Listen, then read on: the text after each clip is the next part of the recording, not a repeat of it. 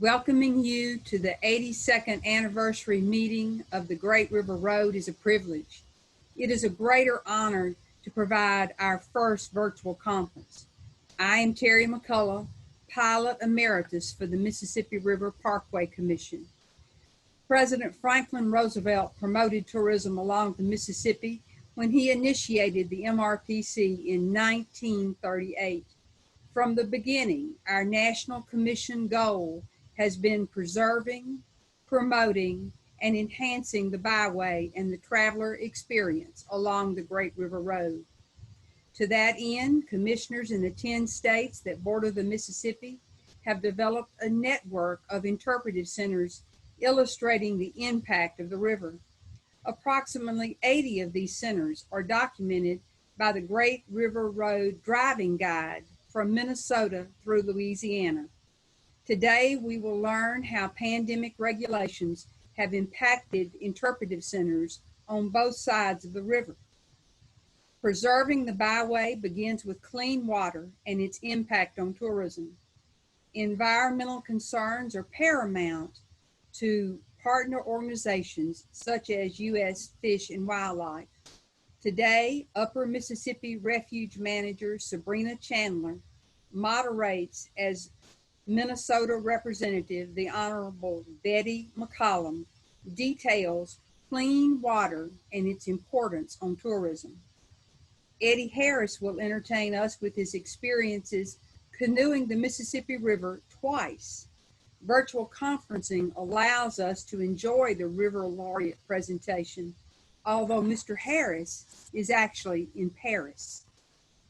Enhancing the byway and the traveler experience is imperative to the vacation road trip so many of us remember.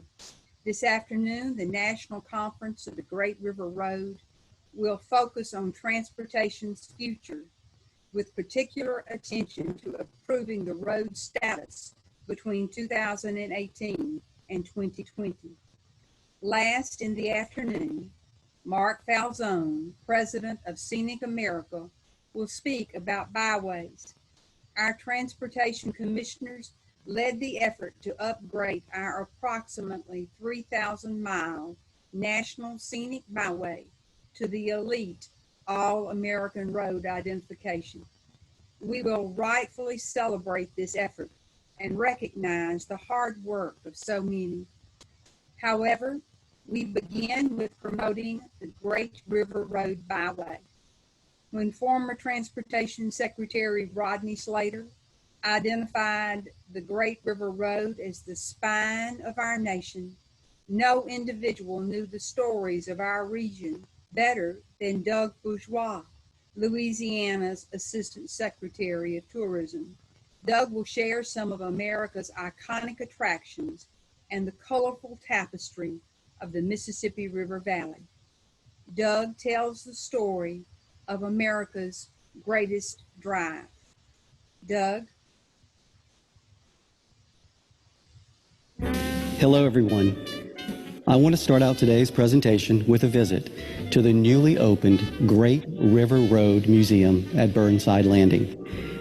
We thought you'd be here today to experience this great place for yourself. But since you can't, we want to give you a glimpse of how we tell the stories here on the Louisiana Great River Road.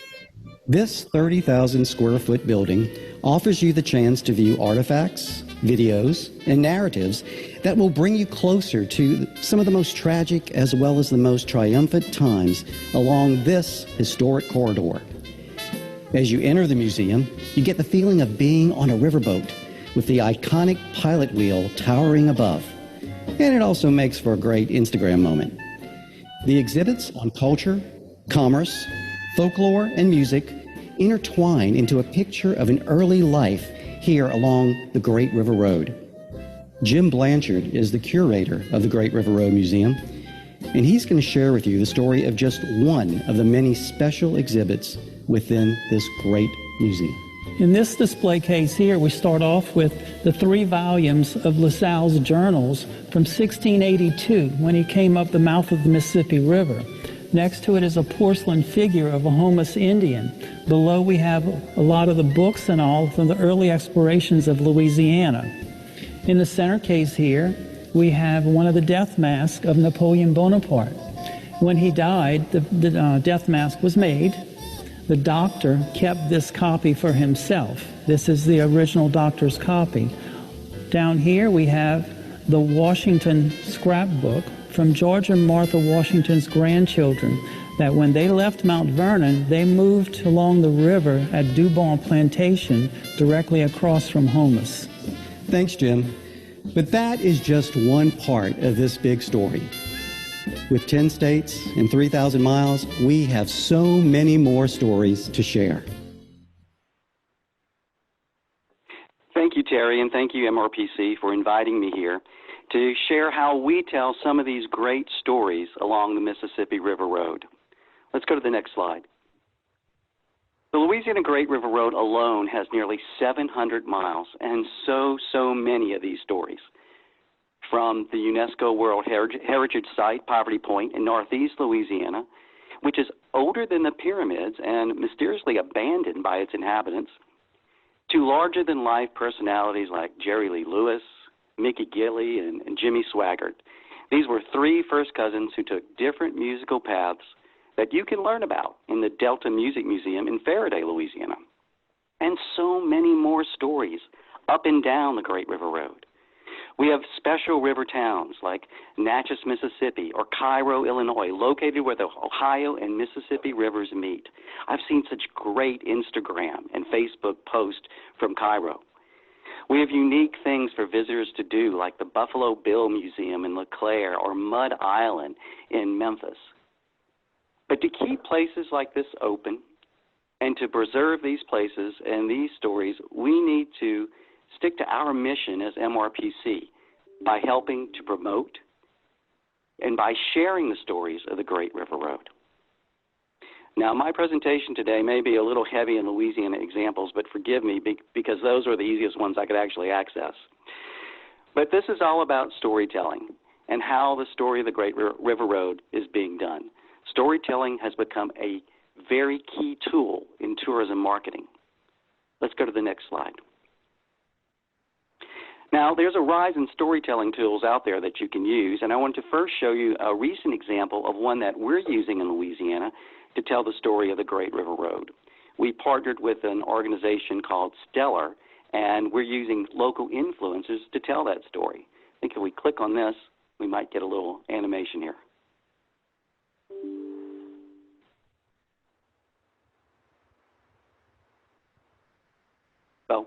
Well, anyway, this is just one of the tools that we use. Let's go to the next slide. And there are lots of ways to tell the story of the Great River Road. You can use traditional media, both earned and paid. You can use videos. You can use social media influencers, YouTube channels, or some of the new social media formats like TikTok or the traditional platforms like Facebook and Instagram. And right now, we definitely want to be aware of how we're telling these stories in a COVID-19 world. I mean, that was a game changer for how we do things in Louisiana, where we love to show festival crowds and our special joie de vivre lifestyle. Well, we still have our joie de vivre or love of life ways, but we're just presenting them in a little different way to inspire visitors to come to our state. So here's some points to keep in mind when you're telling the story about the Great River Road. We want to keep in mind it's got to be authentic. People want to hear stories from insiders. They want the local information and from the experts. If you think about how we travel, we always want to go eat where the locals eat. And these stories are very important to keep it authentic to the destination. Look for unique opportunities, stories about attractions, events, and destinations people might not know. I talked about Poverty Point earlier, which is actually a Great River Road interpretive center. And again, I mentioned this very quickly, but it's older than the pyramids. And if you look to New Orleans and the French Quarter, most people don't realize that it's called the French Quarter, but the actual architecture is all Spanish. So those kind of little things give people a little insight into unique things behind the scenes or unique points that they might not already know. You want to make sure that you keep it timely. try to connect to current trends and what's going on in the news, especially, again, during COVID-19, where you don't want to show crowds. You don't want to show, you want to make sure social distancing and outdoors, and that's something we have in abundance along the Great River Road.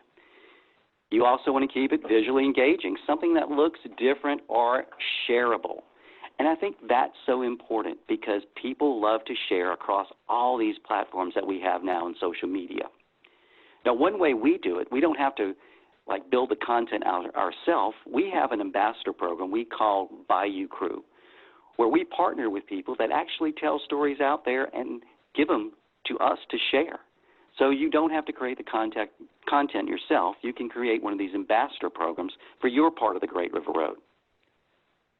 Also, you want to make sure that things work across multiple platforms. Like if it's a social media post or a video or even a little article from a visitor's guide, you want to make sure it's shareable across all these platforms. Let's go to the next slide. Now, one of the ways to organize the stories of the Great River Road is by themes. Now, this takes smaller stories or events and places, and they can be brought into a larger experience or a larger story. Now, this can help in so many ways. It can help reach niche markets. You don't have to sell everything your destination has to offer at once. You can reach interested people with a specific activity or interest. Along the Great River Road here in Louisiana, we have what's called the Andouille Trail. It's Andouille sausage. It's a special place along the river where German immigrants landed and brought their sausage-making techniques. Well, it developed over the years and became this, great gumbo of Louisiana and brought in the flavors and spices from all the different cultures that were here and became andouille sausage. Now, that sausage trail passes along some of the most iconic places to visit along the river road. But again, we might get them here for our great sausage, but they're going to see some many other historical sites along the way. A theme also enables you to tell a more comprehensive story where you can include multiple elements of information. Let's go to the next slide. Now, what themes apply for up and down the Great River Road? Well, we probably have 1 million+ themes, and then we have themes within themes. But to make it easier, let's stick to a few of the pillars that we traditionally promote: history, food, scenery and outdoor recreation, and music and art. Let's go to the next slide there. I don't think any other place in the U.S. can tell more stories of history than the Great River Road. We are the history of the building of America, from pioneers to presidents, from revolutionary wars to the battle for civil rights. America was built along this historic corridor. Let's go to the next slide. Now, here's some examples of some of the stories that are being told about Great River Road. The first example, 15 of the oldest buildings in the French Quarter in New Orleans. That story is really good because it makes history real. It goes behind the scenes of these old buildings and gives readers a checklist to complete, specific directions. It gives them a guide and a lot of photo-worthy locations because it's all about the selfie these days and where you're going to post it. The other example from the Star Tribune, retooled Oliver Kelly Forum becomes Pandemic Victory Garden. Now, this is really a timely article. It shows how a local attraction is adapting to the current climate and ties in the historical aspect to the present time. The other one, 4 fantastic stops in southern Illinois to savor French history. Well, I'm French, so I'm definitely going to go there. I mean, this takes a theme and goes even more specific. It highlights not just an historical attraction, but things to see and do within other themes like scenery and recreation. And of course, example 4, Memphis Travel, celebrate Black History Month year-round in Memphis. Well, this takes a celebration that is just one day and expands it far beyond that official holiday, so you can experience this part of history any day of the week in Memphis. So let's go to the next slide. Another one of our pillars that we love to promote along the Great River Road is food. Now, I live this story every day, both in what I promote and what I eat. We all have great foods along the river road. Stories can be from the special restaurants we have, the chefs, the food trails, or recipes or classic cuisine. Now, here in Louisiana, along the Great River Road, we have a special place called Commander's Palace. And that is, it's a great restaurant, but it's also where we created Oysters Rockefeller. The chef there wanted to create a dish that was as rich as a Rockefeller, so that's how it's got its name. And those kind of stories bring to life so many things along the Great River Road. Let's go to the next slide. Now, here's some stories that were being told about our food. If you look at Travel Wisconsin, agricultural abundance, working farms along the Great River Road. Now, this illustrates a finer focus on food travel, agritourism, that we all have up and down the river. It talks about a unique experience working with farm tours, and visitors might not have experienced this before, and it also gives a little seasonal spin to some of the stories you're telling. The next example, Memphis, from the Memphis Commercial Appeal, Memphis Barbecue, meet the man on a mission to find the best barbecue in the Bluff City. Now, I know when I'm going to go to Memphis, I'm going to pull up this article because I want to go and have some of the best barbecue I can find. So this particular article is great because it's been done many times before, but this man is on a mission to eat at every barbecue restaurant in the city. I'm sure he's going to have to go on a diet afterwards, but it sounds like a great mission. Example 3 from the Chicago Tribune, it's all about the barbecue at No Frills Arkansas Diner with unpredictable hours and a James Beard Award. Now, this is an unexpected story from a small town in the Arkansas Delta. But you wouldn't necessarily expect it to be a James Beard winner, but up and down the river, we have these small places like this that are, if they're not already a James Beard Award winner, they're very worthy of it. And so telling the story of these great places really helps to attract visitors to your destination. And the other example from Iowa, it's the Tenderloin Trail in Iowa. Now, this focuses on a regional cuisine you can't find anywhere else and creates a built-in itinerary or checklist for travelers. Let's go to the next slide. Scenery and outdoor recreation, another pillar of what we promote along the Great River Road. The Mississippi River region is an area of natural wonders from the headwaters in northern Minnesota to the bayous of Louisiana.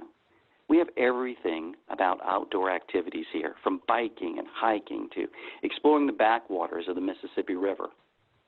Let's go to the next slide. And some great stories have been told about the Great River Road and our scenery and outdoor recreation. The first one, from Only in Your State, the scenic Kentucky road that takes you along America's largest river.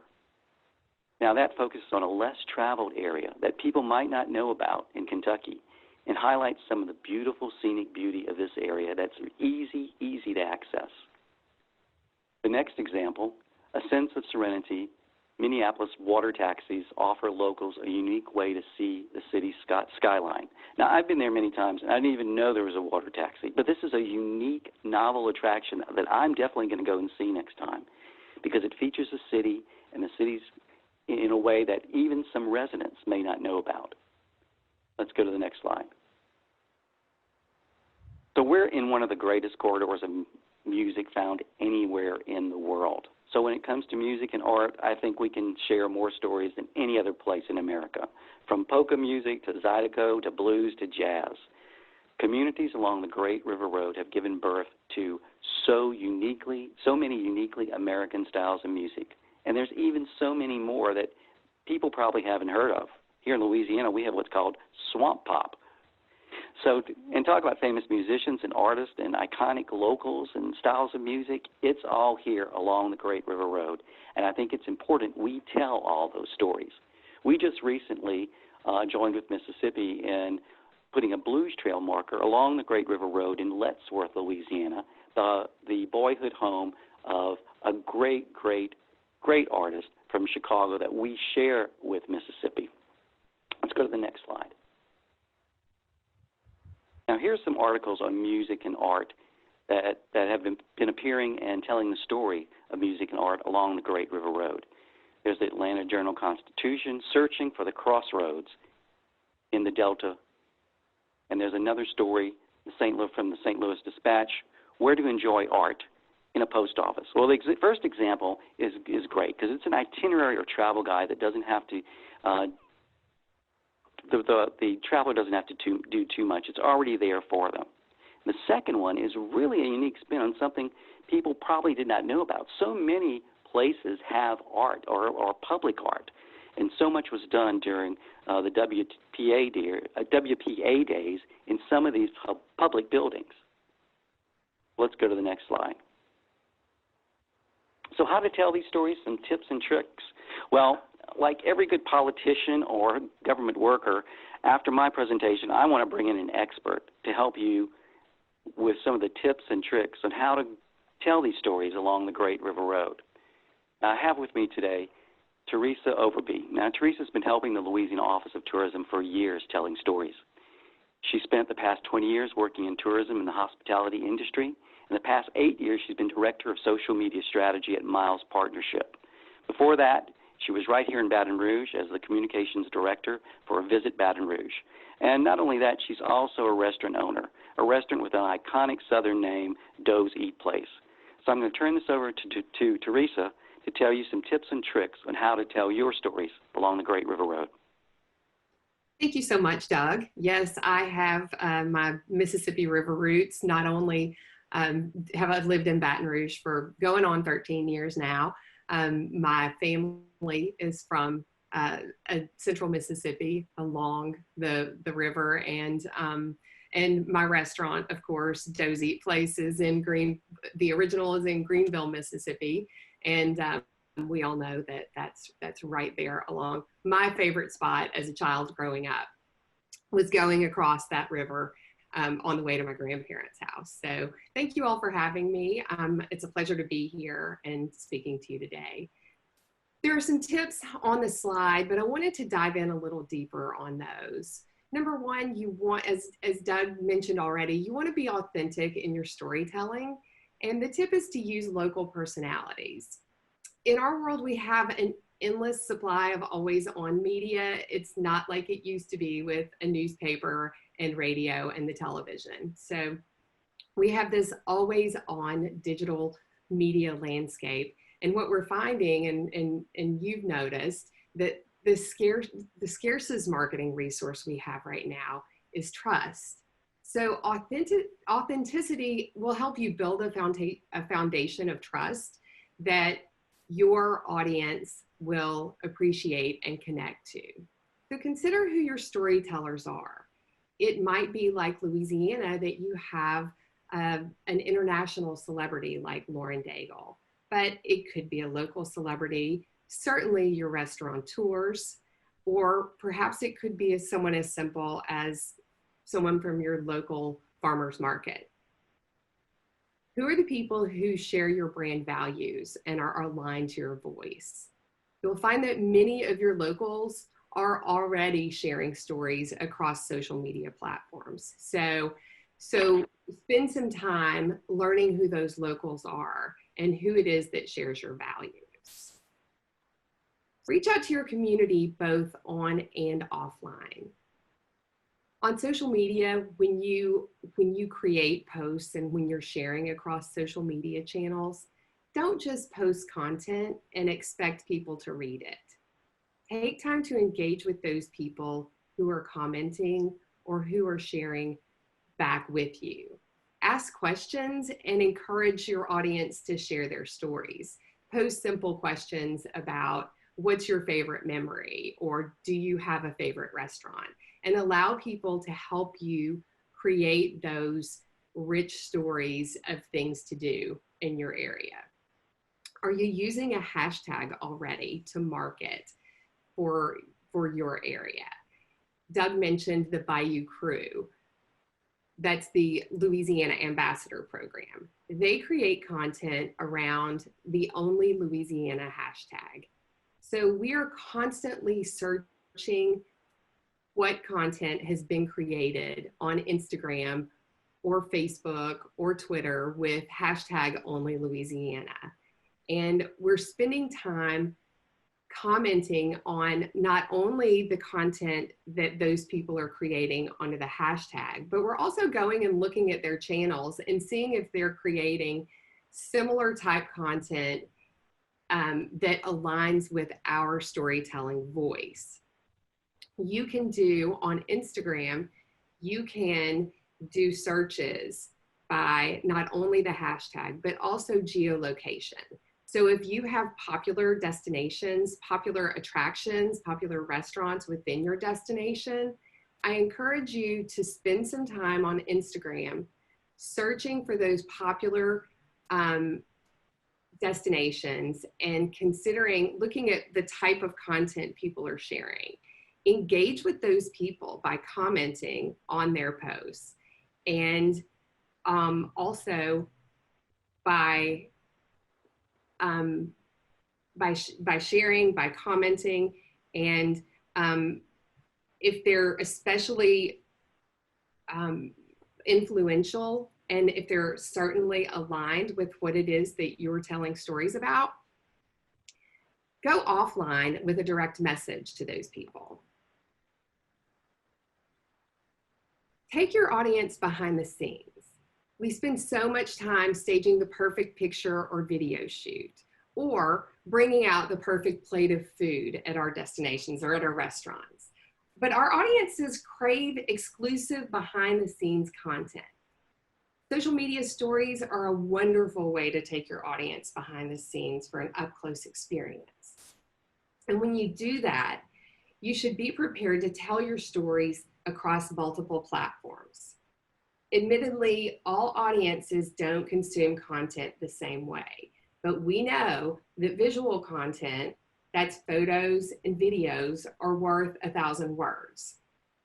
So when you're creating those stories, consider how you can share them with audiences across not only your social media platforms, but also your website and email marketing. Are you creating stories on your website that the helpful type of content that Doug has talked about, the lists, the checklists or the itineraries, and are you sharing those out across social media with perhaps videos or Instagram stories or multimedia examples on your own websites to engage more deeply with people? So it's not just words on a page, but you're also repurposing that content across multiple channels. So if you have an email marketing distribution list, you have a community of people who have raised their hand and asked to learn more about what it is that you have to offer. So make sure that you're communicating and that you're preparing these stories in ways to be consumed across multiple platforms. It's not necessary to chase every shiny object out there, but certainly don't be afraid to try new things. If you're speaking to a younger audience, you might consider experimenting with TikTok. Doug mentioned that earlier. So that is a video platform where you create small videos, very short, and they're shared. Typically, TikTok is fun because you can download the videos and distribute them across other platforms. So I don't necessarily encourage you to sign up your brand for TikTok, but hop on, take a look at the type of content that's being created. If you think the content from your area aligns with what people are sharing from your area, then perhaps you can build an audience there. The same with Facebook Live and Instagram TV. Are you utilizing, or Instagram Live for that matter, are you utilizing those platforms yet? Basically, we've been given an FCC license in our pocket. So we can broadcast live from anywhere. Facebook Live, Instagram Live are typically used for shorter content stories. And I say shorter, you can go up to an hour on those platforms. But Instagram TV is another one where if you create a long format post in Instagram, you only have about 15 seconds of looping video. But with Instagram TV now, you can have a story that will show up. The video will start in a regular Instagram news feed, and then your audience has an opportunity to click and watch an entire broadcast on Instagram TV. So experiment with some of that long format content and see what works with your destination before diving into big budget productions. And finally, a little bonus tip here. A little bit goes a long way on social media in terms of financial resources. You have the ability, Facebook now owns Instagram. So you have the ability with a small budget to promote to audiences you build based on interest aligned with your offerings. So you can reach thousands of new people with a smaller budget of $15 or $20 over a couple of days. So I am happy to answer any questions afterward. I'm sure Doug is too. Certainly let us know if we can help along the way. Well, thank you everyone for having us here today, and hopefully we've given you something you can take back to tell some of your stories along the Great River Road. Terry and MRPC, again, thank you again for letting us tell you how we're doing it here.